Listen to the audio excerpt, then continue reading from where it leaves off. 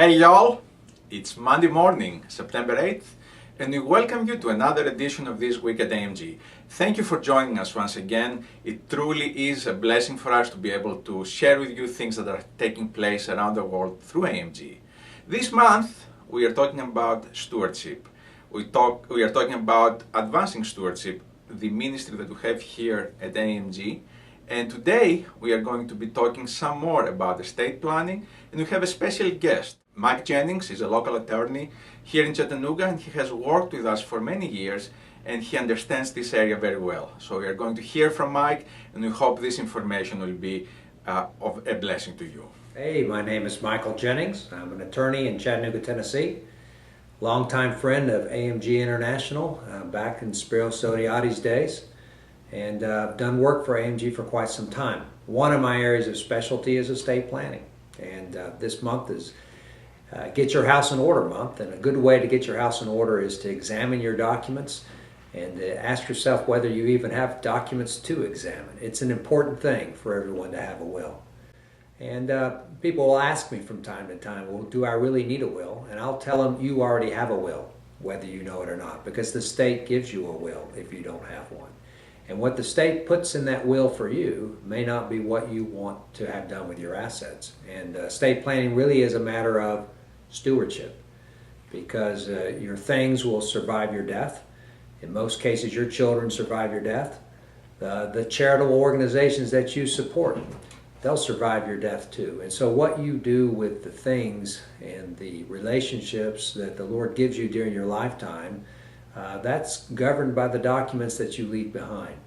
And so as a matter of stewardship and to be a good steward of what the Lord has given you, it's important that your documents adequately reflect what you believe the Lord wants you to do with your things and how He wants you to leave relationships behind after you die. Now back to that will that the state gives you. Most people don't realize that husband and wife who die without a will, the state says that if they have children, the spouse does not receive all the assets. The spouse shares the assets with the children. If those children happen to be minors, the surviving spouse may have to post a bond to guarantee that the surviving spouse does not misappropriate the assets of the minor children.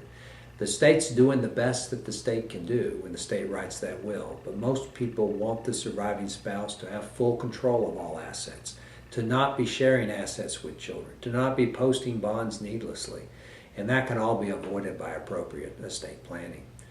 There also is, this aspect of what do I do with my assets when I die. And I think most people have a desire to provide for their families.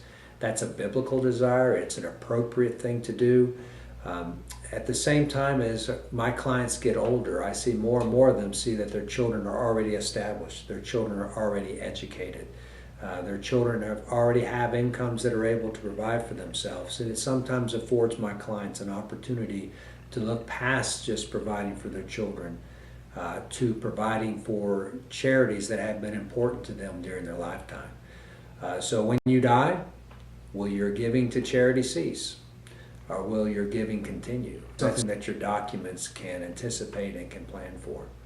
And when it comes to charitable giving, there are even things that you can do during your lifetime to provide for your children, to provide for Christian ministry, and at the same time to minimize exposure to federal estate taxes. For instance, some clients will come to me with highly appreciated assets, often real estate, or they may have had a significant accumulation in a retirement plan. In both cases, when that property is sold or when the assets are withdrawn from that retirement account, there are income taxes to be paid on capital gains taxes on property or ordinary income on those retirement accounts. And those assets, though, if gifted to charity, can be assets where the government gets no tax from because the charity pays no income tax. And so sometimes those are very good assets to use for charitable giving, even during one's lifetime.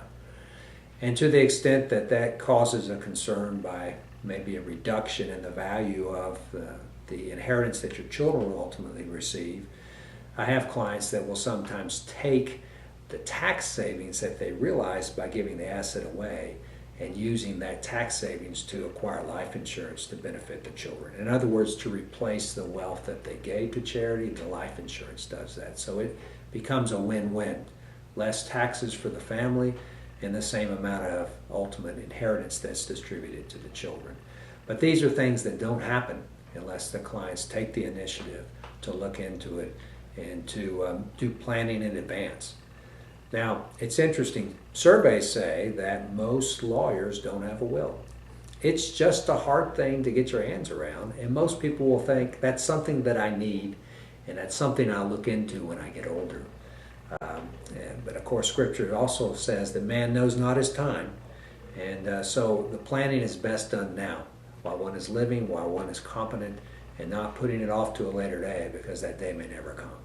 And so I always encourage my clients to get a set of documents in place. You need estate planning. You need powers of attorney that will authorize someone to make decisions for you in the event of disability prior to death. Decisions about your health care, decisions about your finances. Most people would think it foolish to drive a car without any liability insurance. At the same time, if you have a wreck and you don't have that insurance, it's too late to get it. Similarly, if you have a wreck and you don't have powers of attorney in place, it's too late to get them. Will you ever make a claim on your insurance? Maybe not. Will you ever need that power of attorney? Maybe not. But it's a prudent thing to have it. This type of planning is something that we encourage clients to do.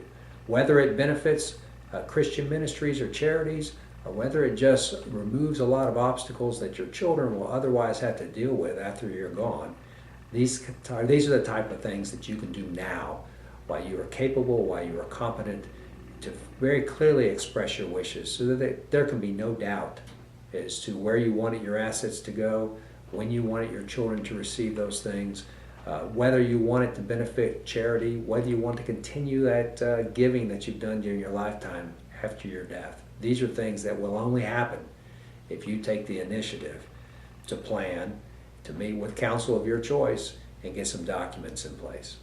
Do circumstances change down the road? Absolutely.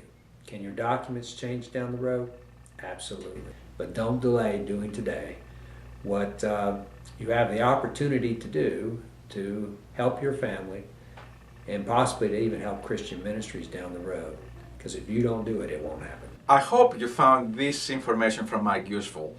And even if you're not from the area, if you have questions, we'd love to help you find answers. I'm sure Mike would be happy to talk to you, and we'd be happy to hear from you. So please call us or go on our website and at www.amginternational.org and ask your questions. We look forward to hearing from you. Thank you for joining us, and we hope to see you next week at This Week at AMG.